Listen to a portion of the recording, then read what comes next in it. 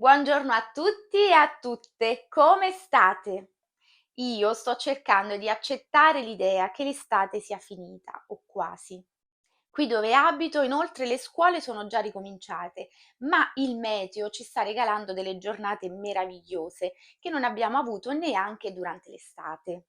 Delle giornate a 30 e anche più di 30 gradi. E questo diciamo che non aiuta a rimettersi concentrati sulle cose da fare.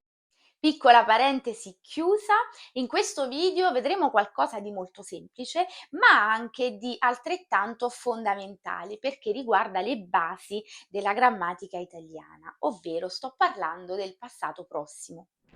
Ho accennato al passato prossimo nel video in cui parlo delle tre espressioni verbali molto utilizzate dagli italiani e in particolar modo quando descrivo un'azione che si è appena conclusa utilizzando il passato prossimo e la parola appena. Ad esempio, io ho appena fatto colazione. Ma in quella occasione non ne abbiamo visti i dettagli, cosa che faremo invece in questo video. Quindi, nello specifico, da questo video imparerai quando si usa il passato prossimo, ovviamente come si forma il passato prossimo. Visto che abbiamo bisogno di un ausiliare, vedremo anche come scegliere l'ausiliare corretto tra essere e avere. Siccome abbiamo nominato l'ausiliare essere, quindi vedremo anche come si fa l'accordo del participio passato. E possiamo mai fare a meno dei verbi irregolari? No, quindi vedremo anche quei verbi che formano il participio passato in maniera irregolare. Il passato prossimo si usa per descrivere situazioni che sono avvenute nel passato, ma non soltanto in un passato recente. Quando avevo 2 anni mi hanno regalato una macchina rosa. Ieri al mio compleanno mi hanno regalato un mazzo di rose. Quindi questo passato prossimo lo possiamo usare veramente senza fare troppa distinzione tra una situazione avvenuta recentemente o meno recentemente. Ci sono poi delle differenze che riguardano l'utilizzo del passato prossimo e dell'imperfetto, che è un altro verbo che utilizziamo per situazioni avvenute nel passato, ma queste particolarità faranno parte di un altro video. Come si forma il passato prossimo? Come hai intuito o forse come già ti ricordi, già sai, abbiamo bisogno di un ausiliare e quindi dobbiamo scegliere tra essere o avere e del participio passato. Il participio passato dei verbi non è sempre irregolare. Per quanto riguarda i verbi regolari, quindi, il participio passato si forma in questo modo. Quindi i verbi del primo gruppo, quelli in are, formano il participio passato aggiungendo la terminazione ato, quelli in ere aggiungono uto e quelli in ire aggiungono ito.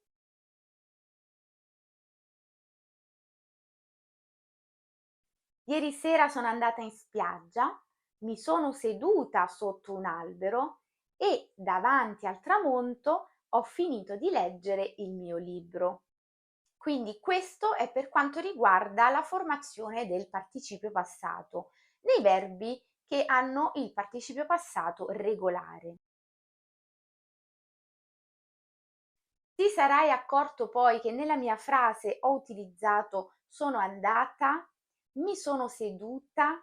Questo perché ho accordato il participio passato a me stessa. Io sono una donna e quindi il verbo al participio passato terminerà con una A.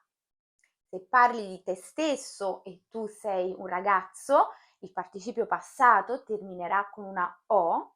Se il soggetto invece è al plurale avremo una I.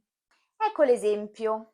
Non è difficile, ma certamente è un processo laborioso, soprattutto per quelle persone che nella loro lingua madre non hanno questo genere di accordo. L'accordo del participio passato lo ritroviamo solamente quando il verbo presenta l'ausiliare essere. Quindi in presenza dell'ausiliare avere non dobbiamo preoccuparci di accordare il participio passato con il soggetto, a meno che il complemento d'oggetto diretto non si trova prima del verbo. Tradotto in termini semplici, cosa vuol dire? Ieri ho mangiato 2 mele. Abbiamo l'ausiliare avere, quindi non ci preoccupiamo di nessun accordo. Ma chi ha mangiato le mele? Io le ho mangiate ieri. Le che troviamo qui è riferito alle mele, che è un sostantivo femminile e plurale. Per questa ragione ritroviamo una e alla fine del participio passato. Le è quindi il complemento d'oggetto diretto, un punto della grammatica italiana che normalmente si vede andando un po' più avanti nello studio, non ad una fase iniziale. Cosa ci resta di vedere? Come scegliamo l'ausiliare. E qui dobbiamo fare la distinzione tra verbi transitivi e verbi intransitivi. Questa parola può sembrare un po' strana, ma il concetto è molto semplice. Sono verbi transitivi quei verbi che hanno un oggetto diretto. Il bambino ha finito il gelato. L'oggetto in questo caso è il gelato. Cosa ha finito il bambino? Il gelato. Mario ha sposato Marella. Chi ha sposato Mario? Ha sposato Marella. Anche in questo caso abbiamo un oggetto diretto. Ho studiato italiano tutto il giorno. Cosa ho studiato? Ho studiato italiano. Quindi chiamiamo verbi transitivi quei verbi che hanno un oggetto diretto e l'oggetto diretto risponde alla domanda chi e cosa.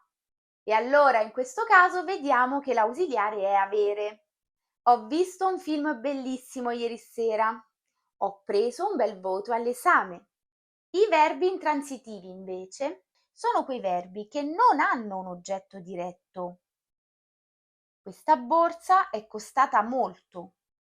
L'ascensore è salito al primo piano. Le vacanze sono cominciate ieri.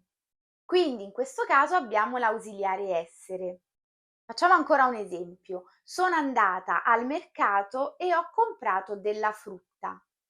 Vedete come sono andata al mercato ha l'ausiliare essere, mentre ho comprato della frutta ha l'ausiliare avere, perché questo verbo ha un oggetto diretto. Ho comprato cosa? La frutta.